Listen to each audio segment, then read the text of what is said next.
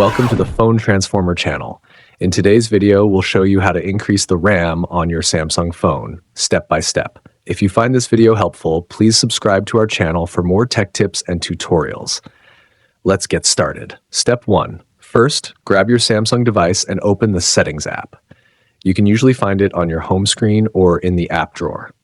Step 2. Once you're in Settings, scroll down through the menu until you see the option called Device Care. Tap on it to proceed. Step 3. In the Device Care menu, look for the Memory option. Tap on it to open the memory settings.